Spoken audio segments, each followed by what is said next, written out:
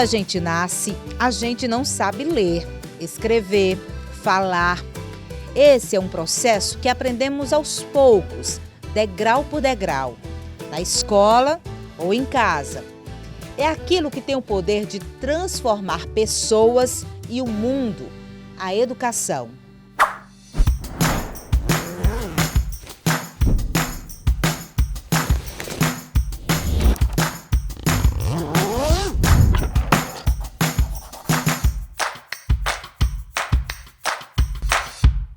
A partir de hoje, eu te convido a acompanhar com a gente o programa Educação, uma série que vai mostrar o processo de aprendizagem, os desafios e as mudanças sociais na formação de alunos e professores, desde os anos iniciais até o ensino médio.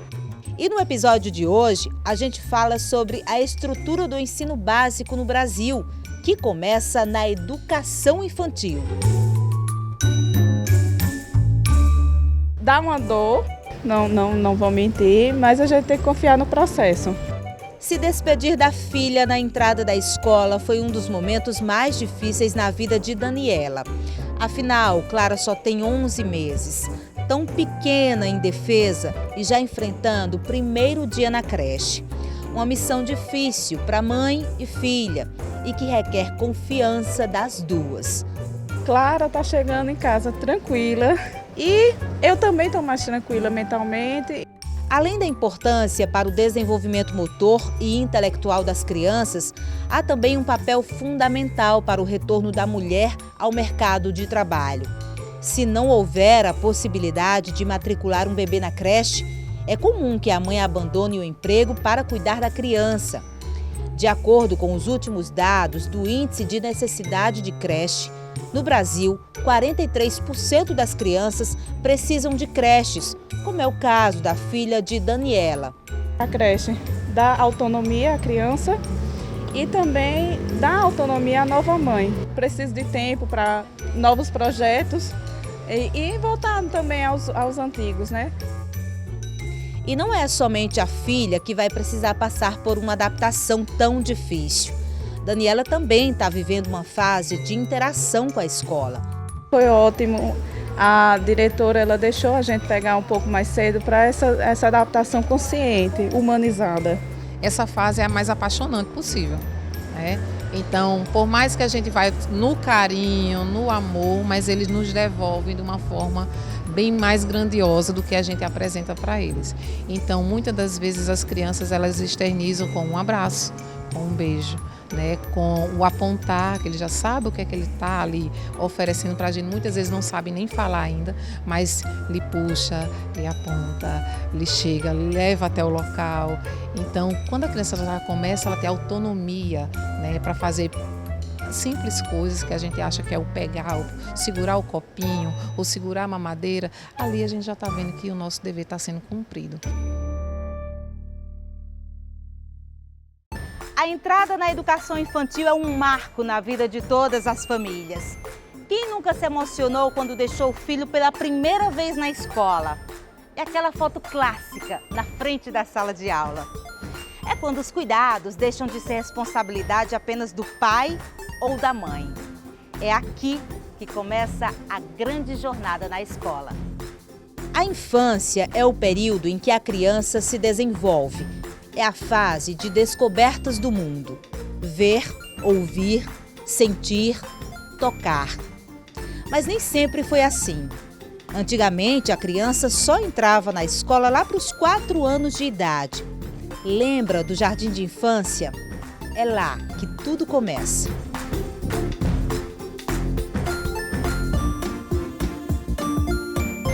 Criado por Frederic Froebel, o jardim de infância foi o primeiro método educacional no mundo voltado para a primeira infância.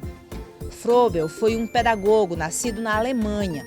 Acreditava que crianças eram como plantas em um jardim, que se fossem ensinadas desde bebês de formas criativas, elas poderiam absorver diversos conceitos. O método desenvolvido por Froebel foi o ponto de partida para tudo que usamos ainda hoje na educação infantil. A educação infantil no Brasil ela se divide em duas etapas, a creche e a pré-escola. A creche com criança até 3 anos e a pré-escola a partir dos 4 e 5. Atende esse público de 4 e 5 anos. Obrigatoriamente está lá nas diretrizes curriculares que a criança a partir dos 4 anos é que é obrigatória a frequência dela na instituição. Mas existe se a família deseja colocar a criança a partir dos 6 meses, né, que geralmente o atendimento se dá a partir dos 6 meses, ela tem que ter vagas, tem que ter à disposição da família, o Estado tem que possibilitar que a criança ela tenha acesso a esse tipo, a criança e a família, porque é um direito da criança e também um direito da família, porque a gente sempre acha que é um direito da família, né? Que as mães, os pais precisam trabalhar fora, mas é um direito da criança, dela ter acesso a espaços que promovam o seu desenvolvimento integral. A criança, ela, ao nascer, ela já é um indivíduo, né, social, ela já faz parte da sociedade. E aí, primeiro o núcleo, né, social dela é a família e em seguida vem a instituição escolar.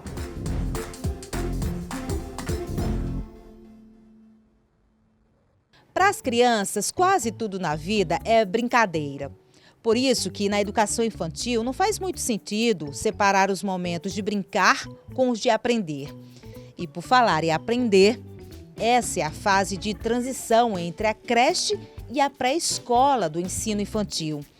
É quando a farda se torna quase que obrigatória, quando o giz de cera, os lápis de cor e o caderno de desenho entram para a lista do primeiro material escolar. É quando o professor entra em cena, melhor, na sala de aula.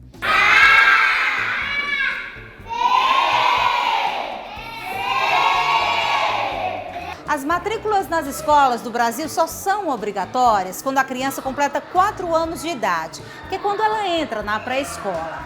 Já nas creches, elas não são obrigatórias, cabe à família decidir pela matrícula. Mas é dever do Estado garantir, no entanto, vagas para todos aqueles que desejam estudar. Você tem um problema grave de acesso à creche pré-escola. Isso é uma pauta decisiva para as mulheres, porque as mulheres trabalhadoras precisam de espaço para colocarem seus filhos para trabalharem, né?